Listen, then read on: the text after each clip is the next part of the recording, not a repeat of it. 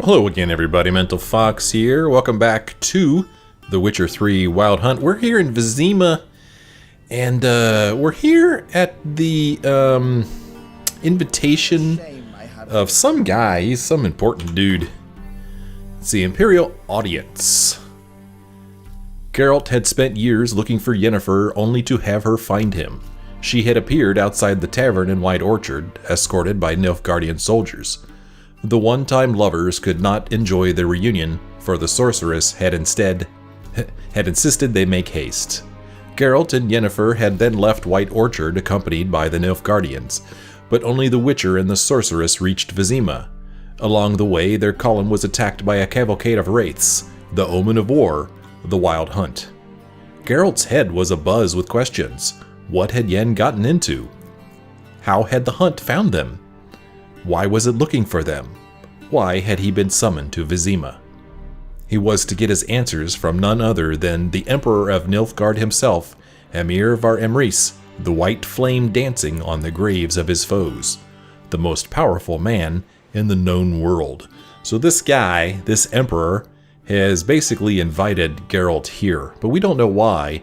And Yennefer is kind of like seemingly in cahoots with him. We don't know why that is either. So hopefully we'll find out pretty soon. Current quest, we're supposed to get dressed and talk to the chamberlain. Instead, I'm going to look around here. See if there's anything cool. Let's see, what happens if I steal stuff right in front of this guy? Let's see what happens. Oh, he didn't say anything. Oh.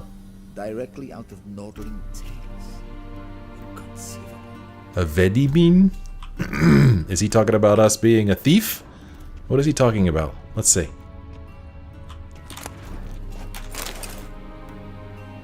I don't know.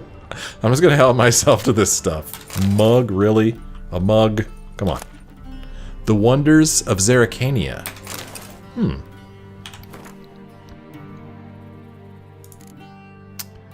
The Wonders of Zerrikania. Read.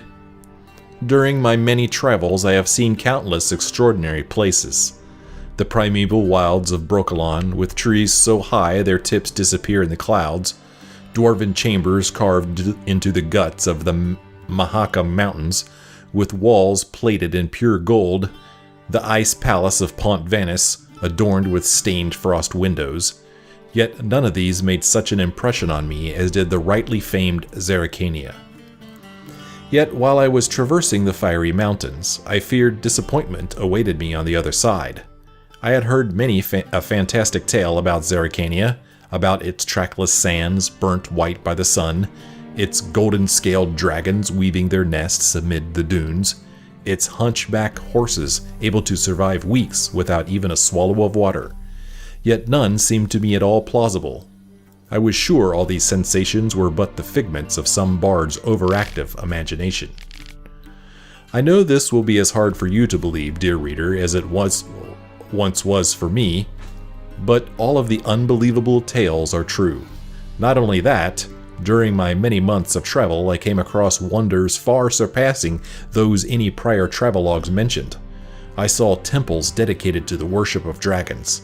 I heard their voice, almost human, but reverberating with 1,000 echoes. I met warrior maids clad in leopard skins, tattooed from head to foot, and giving no ground to witchers in mastery of the blade. I saw mages who channeled power from fire. I saw seemingly harmless flies whose solitary bite would make a man fall into a deep slumber, never to awake save to die. In short, Zerrikania is a land where the fantastic is normal, and the impossible occurs daily. Good reading there. I'm glad we pilfered that. I'm just going to continue helping myself. I have no time. A shame he has no time for what? What's in here? The opposition in Nilfgaard. Let's read about that. The opposition in Nilfgaard. Oh, wrong book. This one. While Nilfgaard's emperor wields absolute power, harshly crushing the slightest sign of disobedience, opposing forces continue to exist within the empire. By this, I do not mean the disgruntled leaders of conquered provinces, but the magnates within the city of 1,000 towers who are unhappy with the current leadership. This conflict between the Emperor and the noble houses of Nilfgaard, the capital, dates back many years. What? This conflict between the Emperor and the noble houses of Nilfgaard, the capital, dates back many years. Okay, I'm not sure that makes any sense. All the princes of the blood and magnates expected their ruler to wed one of their daughters and sire an heir with one of their own. The Emperor, however, had other plans. This proved a slap in the face for all the great families from which he refused to take a bride. The Nilfgaardian opposition patiently waits for the Emperor to slip up, for some event to occur which will weaken his authority, be it an economic crisis or a defeat in battle. A secret conspiracy lies ready to seize such a moment to incite the disaffected, assassinate the Emperor, and carry out a coup d'etat, culminating with one of their own number ascending to the throne. For obvious reasons, only a limited few know of this conspiracy, but any shrewd observer of Nilfgaardian politics can read the signs of its workings. So long as men are men, and the world is as it is, certain dynamics will forever remain the same, and the discontented will always form subversive societies within their secret signs and hidden agendas. No, with their secret signs and hidden agendas, my apologies. So not everybody's happy with the Emperor's rule here. Oh, we can loot this little thing right here. Bear hide! Bear hide. See what's over here. The Chronicles of Redania. Let's read that. Vridenk the Elf. Despite what one might conclude from his moniker, not one drop of elven blood flowed in King Vridenk's veins. They called him the Elf because of his exceptional beauty and for the great admiration he felt for the Einseid. This fascination, seemingly harmless, would have horrible long-term consequences. King Vridenk, spitting in the face of all laws and customs, chose as his wife a half-elf, and one of low status at that, known as Beatrix of Cover. The fruit of this regrettable and short-lived mésalliance was Falca, who later fomented bloody revolt against her own father. Though this uprising was ultimately extinguished and Falca herself burned at the stake, the young state was thereafter thrown into chaos for years to come. And now you know. Well, let's see what the barber has to say here. Vedimi, directly out of Nordling tales. Inconceivable. Oh, you're not going to talk to me, are you? Really? You're just going to mumble? Indefinitely? Be so kind and do not disturb. All right. You cannot do that here. I'm pressing my attack buttons. Well, I'm supposed to get dressed. Oh, yeah, let's continue to loot. A doll and some blueberries. A sword for witches. What's this all about?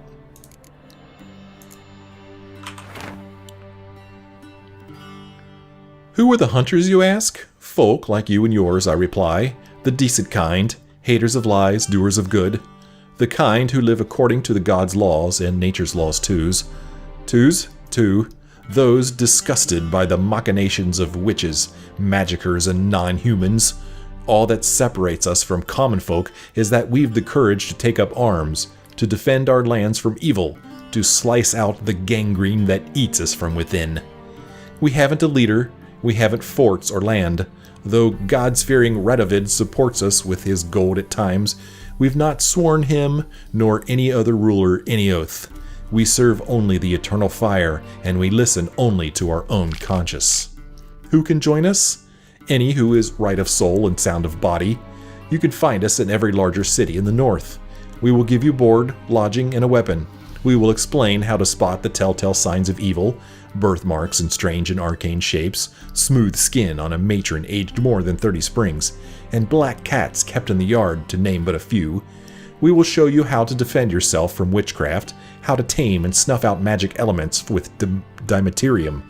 We will instruct you how to squeeze the sinner's darkest secrets out of them with a hot iron, and how to grant them cleansing death with the help of sacred fire. Oh my. How's that make you feel? Oh, okay, I guess those are the clothes we're supposed to put on.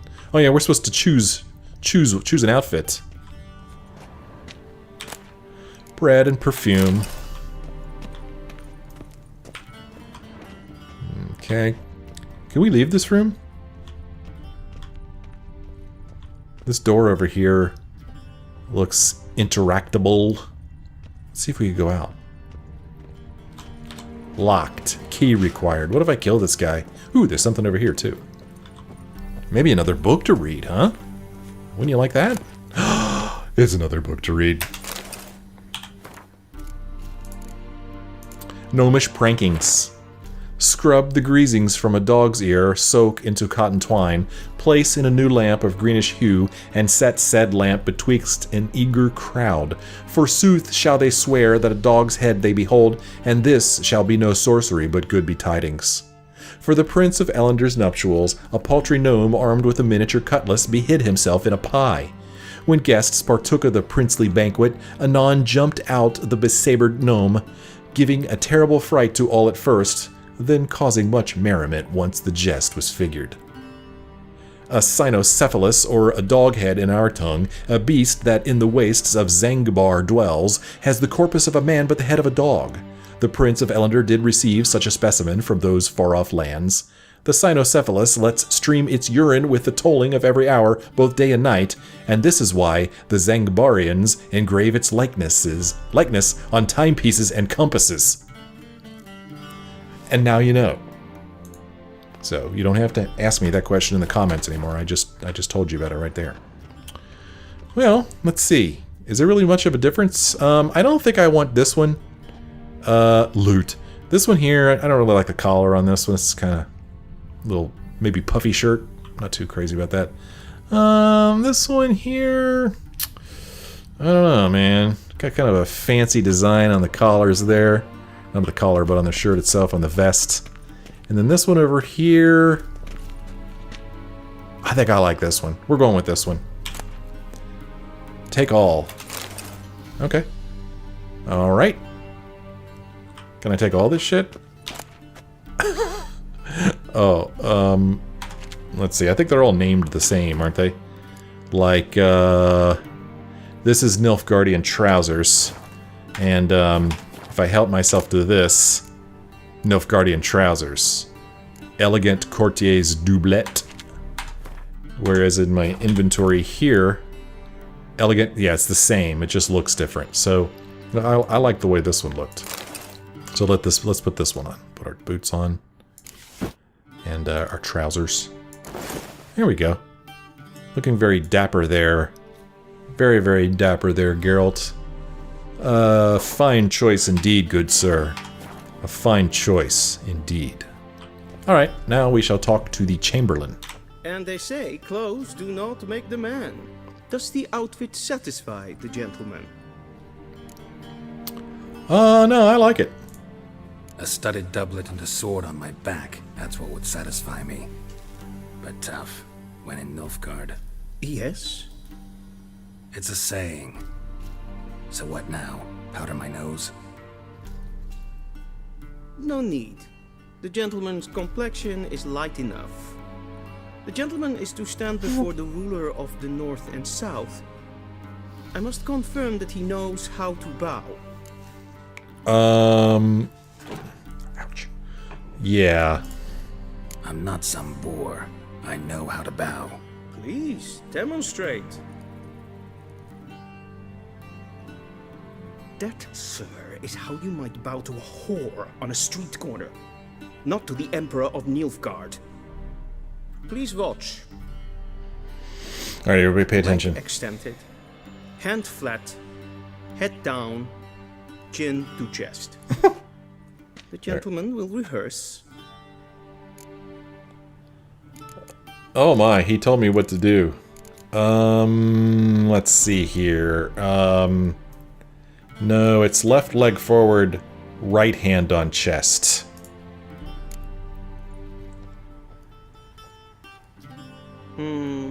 Lacking fluidity and grace. But we've learned to expect less of Nordlings. Come with me. Yay! Quest updated. Imperial Audience. Follow the chamberlain. Okay, nothing new has been updated in here. The gentleman will address the Emperor only when asked to, and using the appropriate title. Your Arch-Magnificency? I see the gentleman is in the mood for jests. I fear the Emperor might not share his disposition. Your Majesty will suffice. Spoken loudly, clearly, and with respect. Hey, let's talk to the guard. What's up, dude? Hell. Okay. Hell. Neat. Hen Esquin. Look at this stuff. Let's go talk to this guy. How you doing, bud? Hi, my name's Geralt. What? I said my name's Geralt. Gwenhart Vegledvian. Huh. Is it een wat ken Geralt? Yes, that's who I am. Yes, you're right. He knows who I am. Nice to meet you. Here, let's piss him off. There. Alright, this is... I'm being very, very anti-Geralt right now. Alright, I was just being silly. Let us follow the chamberlain.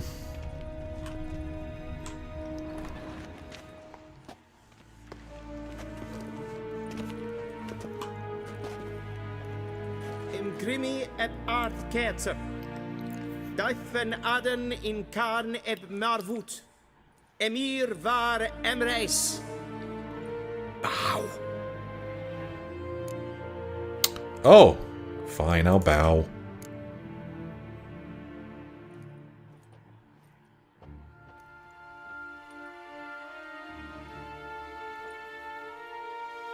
Your Imperial Majesty. Arer ep do orde. Welchen Namen? Wat gern verwort?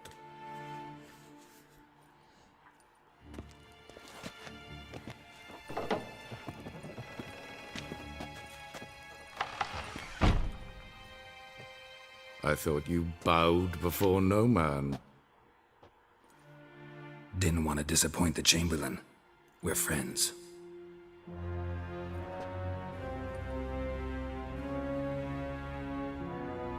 Take it you didn't summon me to reminisce about the good old days, so... Silence. My daughter Ciri, she's returned. And she's in danger. The Wild Hunt pursues her. You will find her and bring her to me. Are you sure? Ciri left. Went far, far away. Do you believe I drag you here in the middle of a war to discuss a rumor? I think anyone can be wrong, even an emperor. I had forgotten how insolent you can be. I haven't the time to convince you, nor the desire, in fact. Yennefer will do that after the audience. Well, I guess we'll ask this question now. And by the way, I'm going to guess, since I haven't finished the first game or played the second game, that we have a history with this guy. That's kind of what I'm gathering here from the way they're speaking with each other. But I don't know what that history is. How many men in your army? 20,000? 30? So why me? You know why. Because she trusts you. She trusts me, yes. So tell me why you're looking for her. Doubt it's about making up for all those lost years. For reasons of state, as always. Enough of this banter. You will agree regardless. If for no other reason than because I shall pay you. More than you customarily receive for a contract. Considerably more. Sure. I need information, not motivation. Ciri leaves few tracks. She'll be hard to find. My corps of spies will help you. Count on them, and my army, should the need arise. Yennefer will tell you the rest. This audience is finished. Mererid! Take him to the sorceress.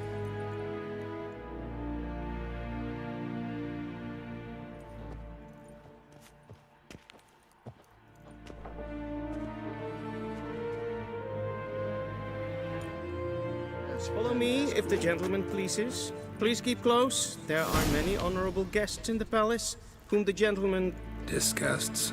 need not bother. Alright, so our, let's see here.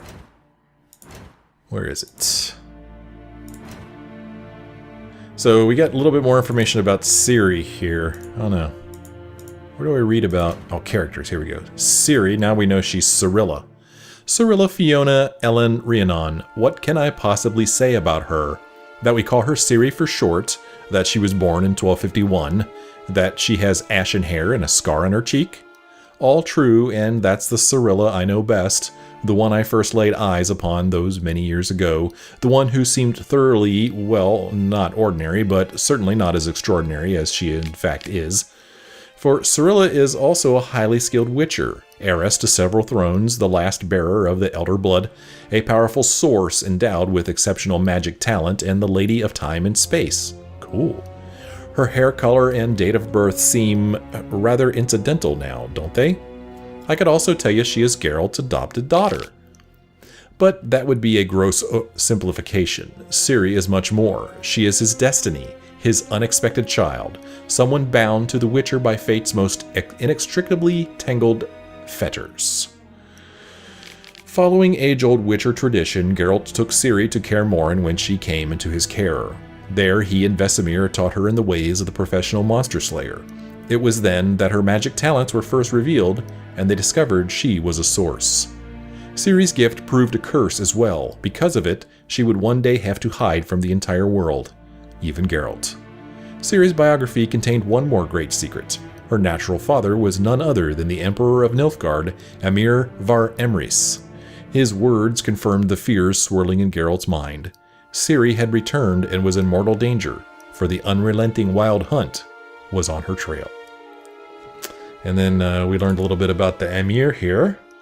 Few names in the continent's history arouse as much terror and respect as that of Emhyr var Emrys, Deithwin Adan Incarn Ip Morbud, the white flame dancing on the graves of his foes. Emperor of Nilfgaard, Lord of Metina, Ebbing and Gemera, sovereign of Nazaire and Vecovero, he was ruler of half the civilized world and aspiring conqueror of the other half. He was a personage whose deeds and decisions shaped the fates of whole kingdoms and populations. What then could he possibly want of a simple witcher? The Emperor clearly and succinctly laid out what he wanted. His daughter and Geralt's ward, Cirilla, was in great danger, for the wild hunt was on her trail.